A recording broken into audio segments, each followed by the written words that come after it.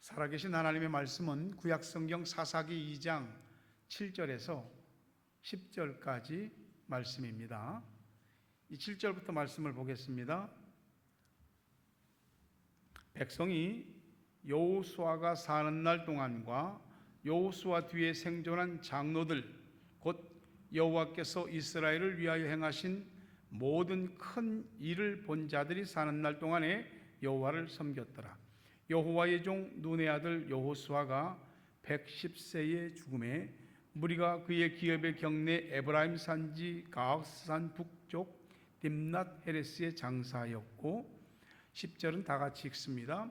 그 세대의 사람도 다 그 조상들에게로 돌아갔고 그 후에 일어난 다른 세대는 여호와를 알지 못하며 여호와께서 이스라엘을 위하여 행하신 일도 알지 못하였더라. 아멘.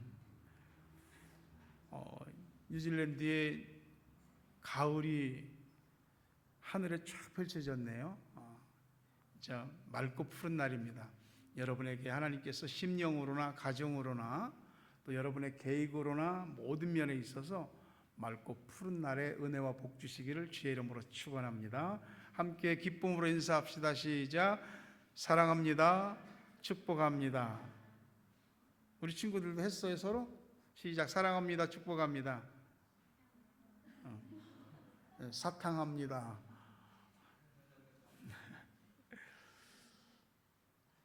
짐승은 그 사람이 어떤 목적을 위한 것이 아니면 따로 훈련시키거나 교육할 필요가 없는데 사람은 교육이 필요하죠. 가정교육, 학교교육, 또 교회교육도 그렇고요. 애들에게는 우리도 그랬지만 평생을 통해서 배우는 거지만 교육이 반드시 따라갑니다. 아이들은 마치 어린 묘목과 같아서 땅에 심어놓고 잘 자랄 수 있도록 보살펴야 하지 않겠습니까? 가끔씩 보면 이렇게 도로변에 어린 나무를 심어놓고 양쪽에 나무로 말뚝을 딱 박아놓고 고무로 팽팽하게 나무를 붙잡아주는 것을 봅니다. 양쪽에서 반듯하게 잘 클 수 있도록 뿌리가 깊고 넓게 내릴 수 있도록 해주는 거죠. 그뿐입니까? 나무 한 그루를 심어도 가지를 쳐줄 때는 쳐주거든요. 우리 아이들에게도 그것이 꼭 필요한 거 아니겠습니까? 또 좋은 정원을 만들려고 한다면 우리 아이들을 정원이라고 본다면 거기에서 잡초들은 계속해서 뽑아내줘야죠. 이런 것들이 교육입니다. 부모는 힘을 다해서 자녀에게 모든 것을 쏟아붓지만 우리 아이들은 부모의 뜻대로 다 커주지는 않는 것 같습니다. 그러면 집에서 부모님이 애들을 잘못 가르쳤나? 그건 아니죠. 아이들을 돌보고 교육, 양육하는 일이 그만큼 어렵다는 얘기죠. 내 자식이니까 다 부모 말을 잘 들을 것 같아도 그건 딱 어릴 때뿐입니다. 어릴 때뿐입니다. 아이들이 자신의 자아와 자신의 정체성과 자신만의 세계를 갖기 시작하면서는 계속해서 자기의 뜻을 관철시키려고 합니다. 세대 차이라고 하잖아요. 그거는 시대에 따라서 가치관이 다르고 또 사고방식이 다르니까 그렇죠. 예전에는 기성세대 또 신세대 이렇게 구분했는데 지금은 그런 말 잘 안 쓰잖아요. 아날로그 세대, 디지털 세대라고 했는데 지금은 X세대, Z세대, MZ세대 이런 말들을 하면서 세대가 구분화되어져 가고 있습니다. 본래 한 세대를 기본적으로는 30년으로 보는데 지금은 그 세대 간의 간격이 굉장히 줄어들고 있는 것 같은 그런 느낌입니다. 시대마다 살아온 환경이 다르죠. 애들하고 부모님들하고 컴퓨터 다르고 핸드폰 다르고 게임 하는 거, 탭 이런 거 하는 거 확실히 다르거든요. 애들 못 쫓아갑니다. 애들이 얼마나 잘하는지.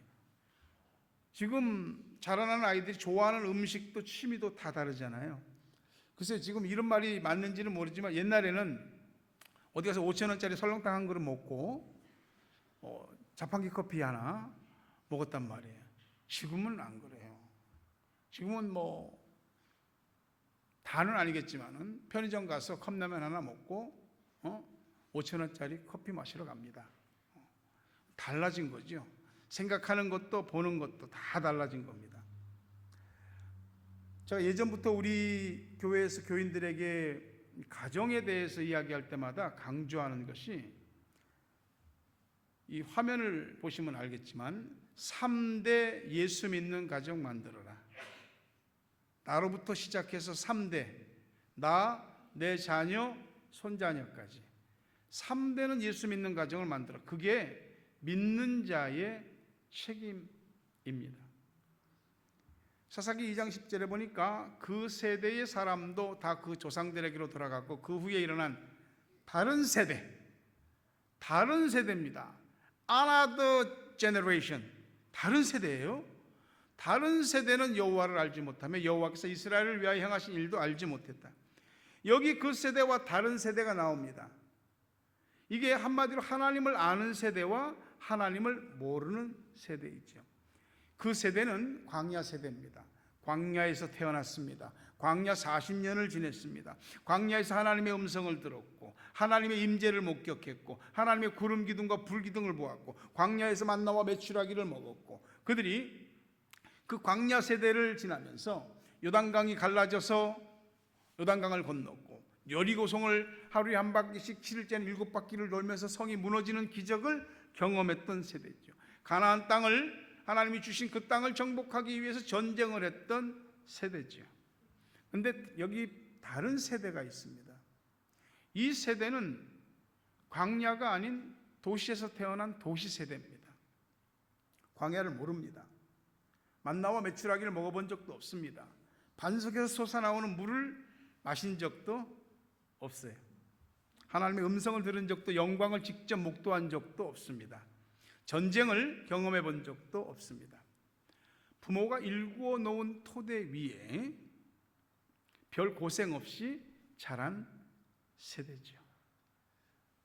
이 두 세대 사이에 왜 갈등이 없었겠습니까?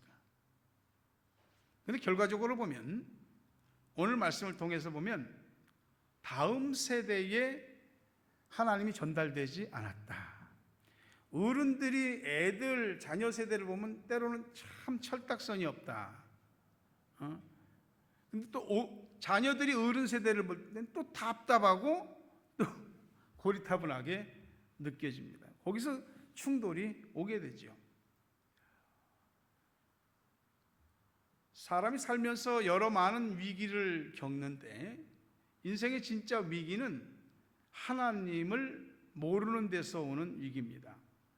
하나님을 알고 하나님을 경험했던 세대가 다 죽었습니다. 그들이 다 죽고 난 다음에 진짜 위기가 왔습니다. 사사기 2장 7절에 보니까 백성이 여호수아에 사는 날 동안과 여호수아 뒤에 생존한 장로들, 곧 여호와께서 이스라엘을 위하여 행하신 모든 큰 일을 본 자들이 사는 날 동안에 여호와를 섬겼더라. 자, 여호와가 살았다. 하나님의 큰 능력과 기적을 보고 경험했던 장로들, 또 그것을 본 사람들, 사는 날 동안만 여호와를 섬긴 겁니다. 여호수아가 죽었습니다. 장로들도 죽었습니다. 그 세대 사람들도 죽었습니다. 하나님을 아는 세대가 죽고 하나님을 모르는 세대의 역사가 시작됐습니다. 어떤 일이 일어난지 보실까요? 사사기 2장 11절 보니까 이스라엘 자손이 여호와의 목전에 악을 행하여 바알들을 섬기며, 하나님 눈앞에서 악을 행하는 겁니다. 어른들이 볼 때, 야, 그건 아니지, 너 왜 그래? 이런 거 있잖아요. 하나님 앞에서 딱 그거 하는 겁니다. 사사기 2장 12절에 보니까 애굽 땅에서 그들을 인도하여 내신 그들의 조상들의 하나님 여호와를 버리고, 13절도 그랬어요. 곧 그들이 여호와를 버리고 바알과 아스타롯을 섬겼다. 네, 새로 들어간 그 가나안이라고 하는 땅에서 이제 정착하는 거잖아요. 뿌리를 내려야 되니까 거기서 먹고 살아야 되고 잘 살아야 되고 하니까 그 시대의 유행과 가치와 그 시대의 레벨을 맞춰서 살았습니다. 부모 세대들이. 그래도 부모 세대들이 하나님을 알고 섬겼습니다. 근데 자식들에게까지 신앙교육을 할 정신은 없었던 겁니다. 그 결과가 자식 세대가 하나님을 모르는 불신앙의 세대로 나타난 겁니다. 인생의 비극은 하나님이 사람을 버렸기 때문이 아니라 사람이 하나님을 버린 데서 시작되는 겁니다. 이들이 이렇게 하나님 눈앞에서 악을 행하고 바알과 아스타롯 등 우상들을 섬기고 숭배한 결과가 뭐냐? 사사기 2장 14절에 보니까 여호와께서 이스라엘에게 진노하사 노략하는 자의 손에 넘겨주사 그들이 노략을 당하게 하시며 또 주위에 있는 모든 대적의 손에 팔아 넘기시며 그들이 다시는 대적을 당하지 못하였으며. 하나님은 진노하셨어요. 그걸 어떻게 표현했냐면 그들을 팔아넘기셨다. sold them. 그들에게 팔아넘기셨다고.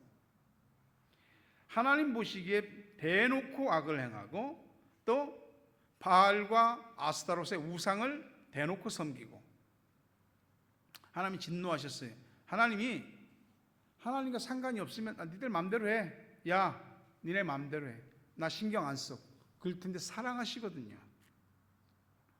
여러분이 자녀에게 꾸중을 하거나 야단을 치거나 하는 것은 애가 잘 때라고 하는 얘기 아니겠습니까? 하나님이 돌아오라고. 야, 그러지 마라. 그런 거거든요. 그런데 하나님이 한번 손을 드시면은 매섭게 하십니다. 15절에 그들이 어디로 가든지 여호와의 손이 그들에게 재앙을 내리시니, 곧 여호와께서 말씀하신 것과 같고 여호와께서 그들에게 맹세하신 것과 같아서 그들의 괴로움이 심하였더라. 어디로 가든지. 마치 유도 미사일처럼 어디로 가든지 하나님이 따라옵니다. 하나님의 복이 따라오면 좋은데 하나님의 재앙이 어디로 가든지 따라옵니다. 그러니 여기에도 저기에도 어디를 가든지 늘 고통과 힘듦만 있는 겁니다. 그래서 백성들이 괴로움이 심했다라고 성경이 기록하고 있는 겁니다. 하나님을 아는 세대의 부모들이 내 자녀 세대에서 이런 하나님의 손이 계속 재앙을 내리시는 이런 비극적인 일들을 상상이나 했을까요? 못했을 겁니다. 내 자녀들이 정말 괴로움이 심해서 죽을 지경이 되는 거, 어떤 부모가 그걸 원하겠습니까? 근데 그게 현실이 됐습니다. 세상에 악한 탓도 있지만 자녀들에게 다음 세대에 하나님을 전달하지 않았기 때문입니다. 자녀를 위한 여러분의 열심과 희생과 수고는 정말 누군가가 견줘서도 부족하지 않을 것입니다. 그런데 그것에 더하여서 아이들에게 하나님을 가르치셔야 합니다. 예배, 말씀, 기도, 이거 믿는 부모들이 해야 될 본분입니다. 믿음의 세대가 끊어지는 것은 하나님에게도 아픔이고 그 가정에게도 아픔이고 그 당대의 그 사람에게도 아픔입니다. 믿음이 끊어짐으로 말미암아 하나님의 재앙이 계속 따라오는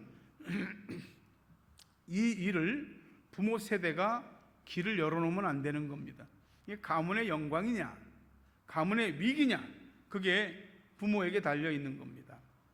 우리가 지금 살고 있는 뉴질랜드는 1950년대만 해도 전 인구의 거의 70%가 믿는 사람이고 복음에 헌신된 그런 국가의 사람들이었습니다.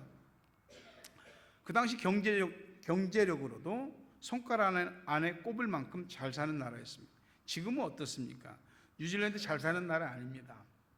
지금 세대는 술, 약물, 마약, 또 광폭, 성적 방종, 조기 임신의 나라가 흔들리고 있습니다.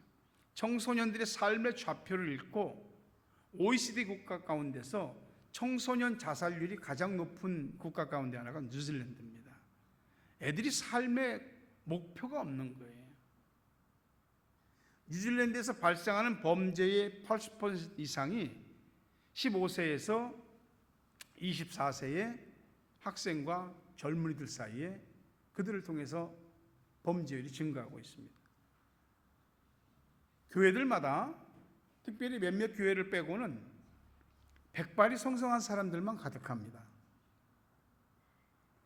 뉴질랜드의 많은 교회들이, 우리나라도 지금 다르지 않지만 뉴질랜드의 많은 교회들이 문을 닫고 있습니다. 교회들이 다른 곳으로 팔려나갑니다.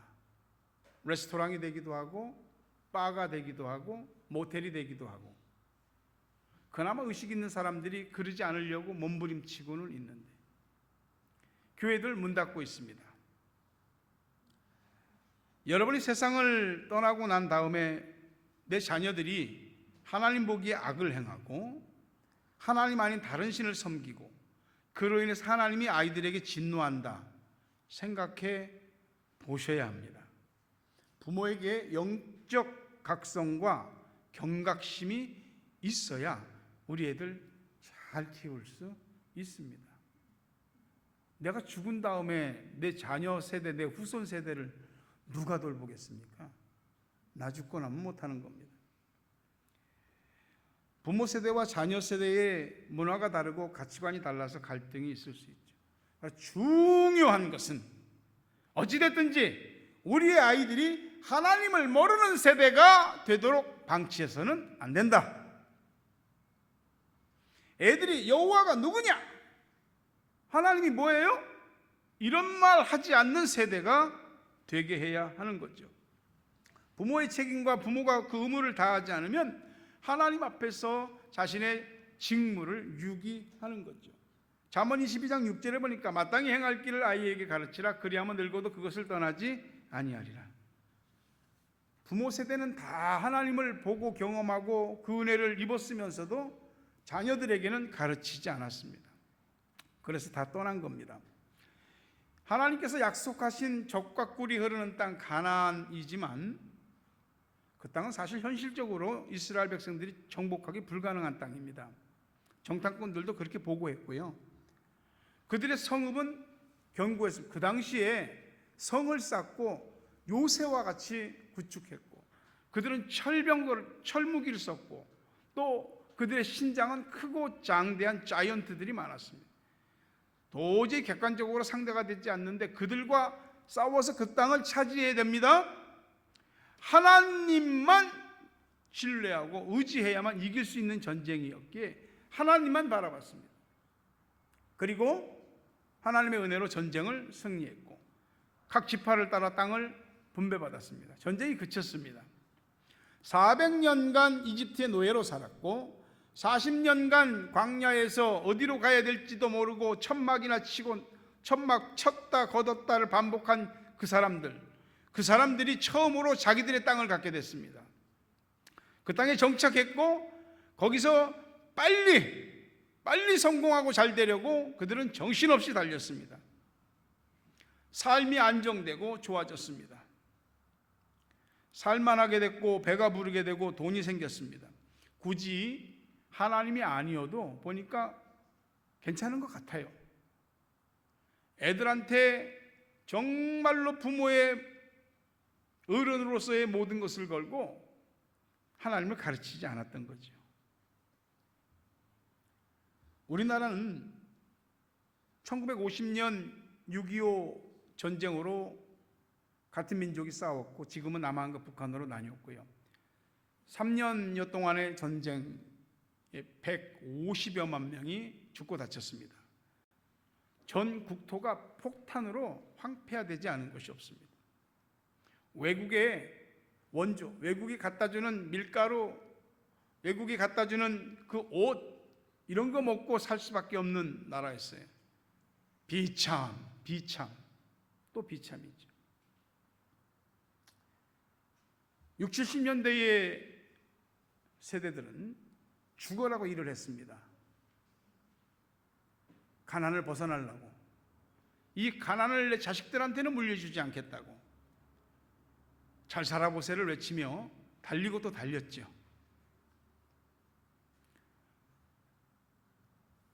20세기 들어서 전쟁의 폐허를 딛고 일어난 국가, 이만큼 성장한 국가 한국밖에 없습니다. 개발도상국들이 롤 모델로 삼는 국가, 선진국 대열에 올라서고 이제 세계를 향해서도 소리를 낼 수 있는 대한민국이 됐습니다. 지금 대한민국은 다이나믹 코리아, K컬처, K푸드, 경제는 세계 10위, 군사력은 세계 5위, 막강한 나라입니다. 그만큼 잘 살게 된 겁니다. 전쟁 이후의 세대들이 피땀 흘려서 근대화를 이룬 거죠. 그 당시 믿음도 대단했습니다. 그렇게 몸이 피곤하고 그렇게 힘든데도 새벽 기도니 철야 기도니 어떻게 그렇게 교회로 몰려들었는지, 하나님 은혜를 주옵소서, 하나님 도와주옵소서. 그것이 대한민국의 큰 교회 부흥을 이루었습니다. 예수 그리스도의 복음이 들어간 나라마다 공통된 점이 뭐냐면 이 복음의 성장과 함께 경제도 동반 성장했다는, 비례 성장했다는 것입니다. 참 놀라운 거죠. 그런데 지금은 복음의 성장이 경제 상승과 비례했던 것처럼 경제가 성장해지면서 놀랍게도 믿음이 하락하고 있습니다. 기독교 외형적인 수치는, 통계 발표는 해마다 떨어지고 있습니다. 하나님을 모르는 세대가 늘고 있다는 거죠. 누구의 책임이겠습니까? 풍요가 많은 안정과 넉넉한 기쁨을 주는 건 사실이지만 사실은 풍요 속에 영적 빈곤이 찾아오고 그 풍요 속에서 하나님의 은혜를 조금씩 잃어가는 거죠. 앞으로 우리 아이들의 세대에는 얼마나 믿는 사람들이 있게 될지. 예전에 본 책 가운데 아버지 당신은 카피되고 있습니다 라는 책이 있습니다. 자녀들은 부모의 모습에서 가장 큰 영향을 받습니다. 부모를 보고 배우는 거거든요. 자녀에게서 아빠의 모습이 보이고요, 엄마의 모습이 보입니다.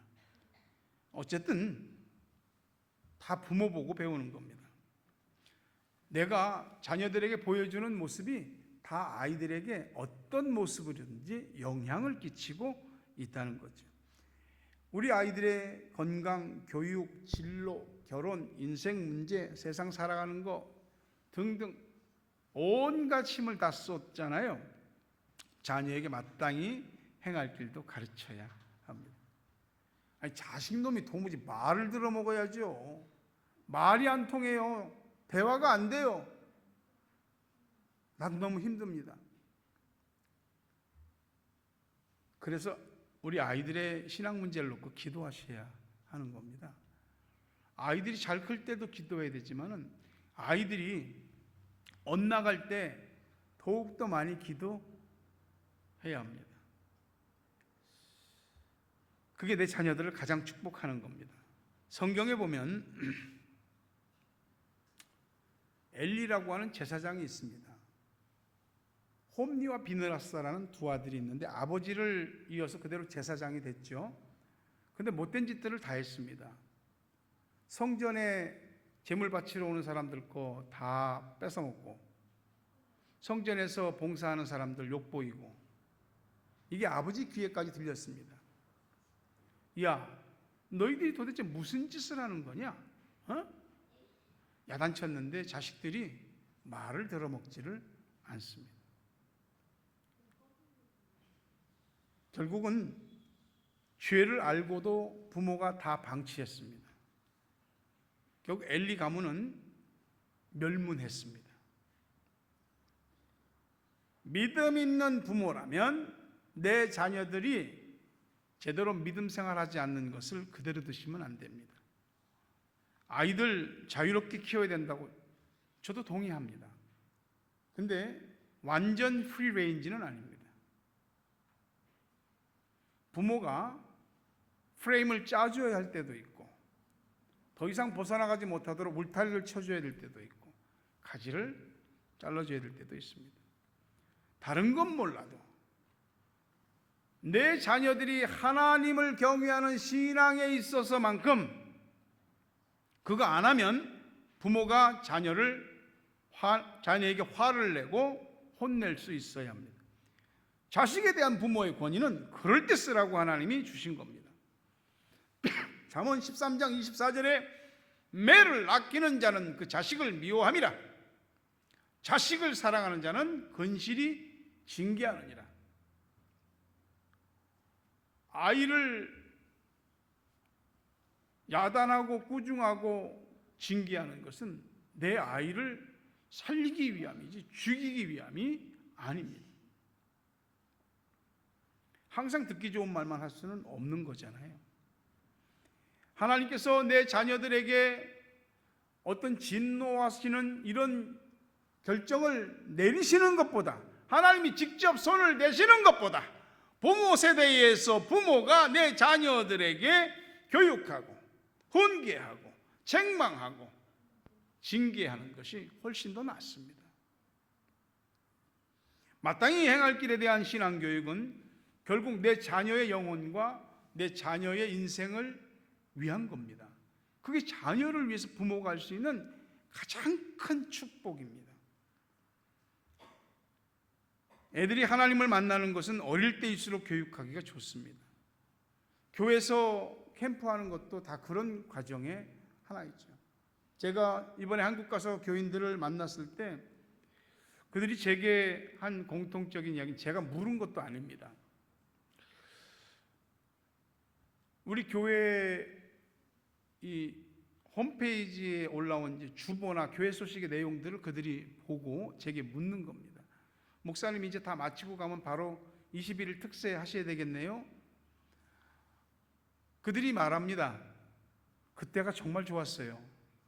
너무 힘들었는데 21일 동안 특별 새벽 기도에 개근한 것이 제가 뉴질랜드에서 버틸 수 있는 힘이었고, 여기 와서도 여전히 그때 기도했던 그 힘의 저력으로 버틴다고. 우리 애들도 그때는 뭐 가네 안 가네 어쩌고 그랬는데 다 하고 나니까 애들이 얼마나 그걸 얘기하는지 모르겠어요. 내가 그때 그걸 했어. 내가 뉴질랜드 타워랑가 샘물교회 가서 성경 통독을 일독했어. 애들이 일독하면 크리스탈로 상패를 주니까, 성경 통독패를 주니까 애들이 그걸 신앙의 자긍심으로 좀 더 크면 거기에 대한 의미를 부여하기 시작하겠죠. 지금도 가고 싶습니다 그러더라고요. 여기로 새벽에 와서 하나님 앞에 무릎 꿇고 소리질러 기도했던 경험들, 애들 데리고 새벽에 나왔던 경험들, 때로는 엄마가 못 일어나니까 애들이 일어나서 깨워갖고 엄마 데리고 나왔던, 애들 덕분에 저는 개근했어요. 그런 사람도 있어요. 그것이 하나의 이벤트인 것 같아도 그게 다 하나님의 은혜가 스며드는 과정 아니겠습니까? 내 자녀가 살아계신 하나님을 체험할 수 있는 길을 부모가 열어주셔야죠. 다른 세대가 되도록 내버려두지 않고 내가 가지고 있는 믿음을 내 자녀들도 가질 수 있도록 같은 믿음을 가진 세대로 만들어야죠. 철저하게 아이들 주일 성수 11조 드리는 거, 하나님 말씀 가까이 하고 기도하는 거, 이거 가르쳐야 하는 겁니다. 주일 성수 안 하면 하나님 날 도둑질하는 거고, 11조 안 하면 하나님 것 도둑질하는 거고, 이런 것들을 가르쳐야 하는 것입니다. 내 자녀가 다 이해하고 알아듣는 건 2차적인 문제입니다. 말해야 되고 가르쳐야 됩니다. 어느 날 그것이 문득 아이들의 마음에 떠오르고 뇌리에서 번뜩이게 됩니다. 말씀대로 했더니, 기도했더니 하나님이 응답해 주시더라, 도와주시더라 하는 걸 아이들이 경험해야 됩니다.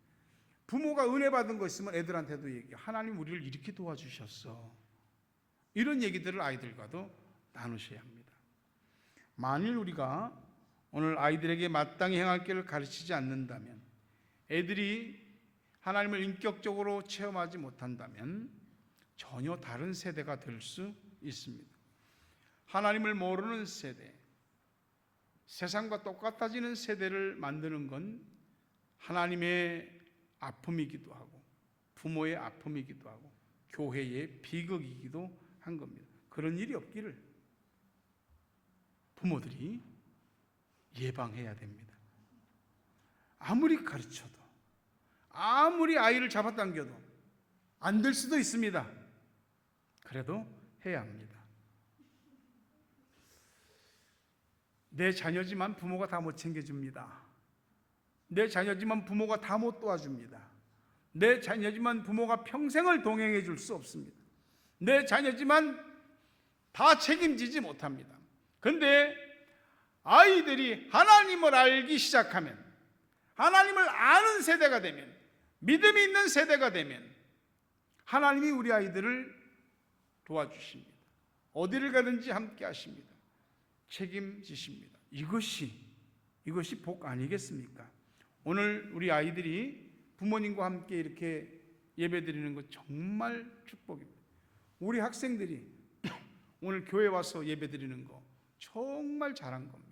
하나님의 복 받을 일입니다. 말씀을 맺습니다. 우리의 자녀를 하나님을 아는 다음 세대로 만들기 위해서 아이들을 훈련시키십시오. 가르치십시오. 교육하십시오. 하나님의 복이 아이들과 함께 할 것입니다. 그리고 여기 우리 다음 세대들, 하나님을 아는 세대, 하나님을 경외하는 세대가 돼서 어디를 가든지 하나님의 은혜와 복이 따라다니는 그런 복받는 우리의 모든 자녀들, 또 우리 어른들 되기를 주의 이름으로 축원합니다. 주의 발자 주를 따름이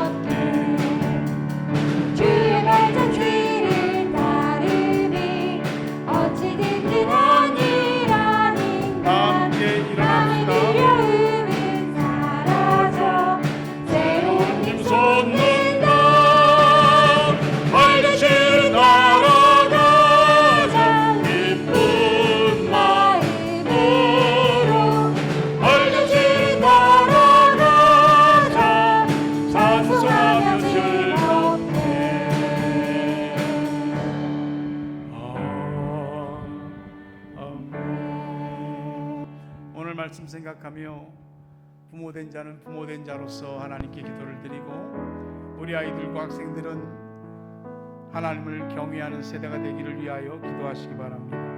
하나님, 우리가 이 땅에 그냥 태어나서 그냥 살아가는 것 같아도 하나님이 다 뜻과 계획이 있어 세상에 나게 하시고 살아가게 하시는 것을 믿습니다. 세상이 하나님을 모른다고 합니다.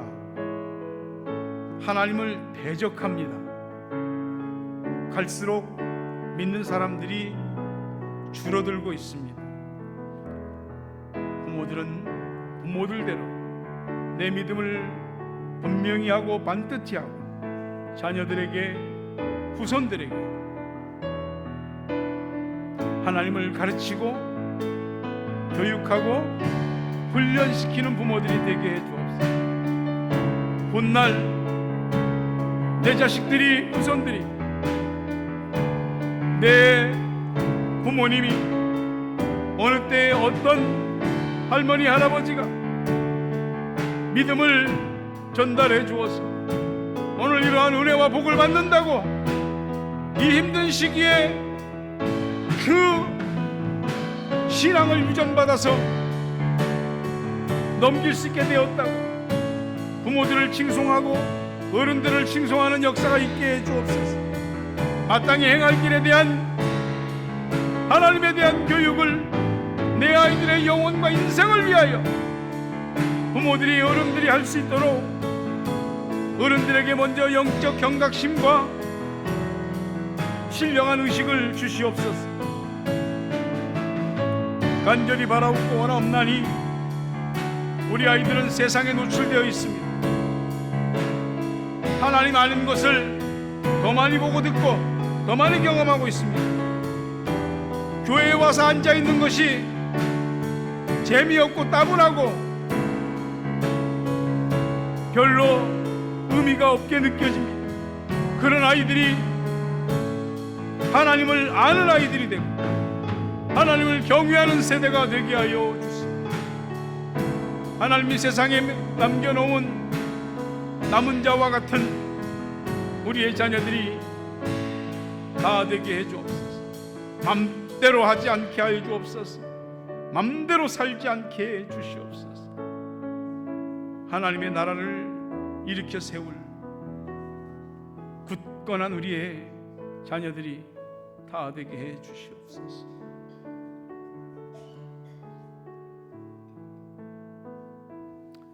예수 그리스도의 은혜와 하나님 아버지 사랑과 성령님 교통하심, 은혜, 복 주심이 오늘 하나님을 아는 세대로 남아 하나님의 은혜와 복을 자손 대대로 받기 원하는 저들 머리 위에, 가정 위에, 자녀 위에, 생업 위에, 고국 땅과 세계 각처에 있는 사랑하는 우리 가족들, 기도의 동역자들 위에 이제부터 영원토록 함께 있을지어다.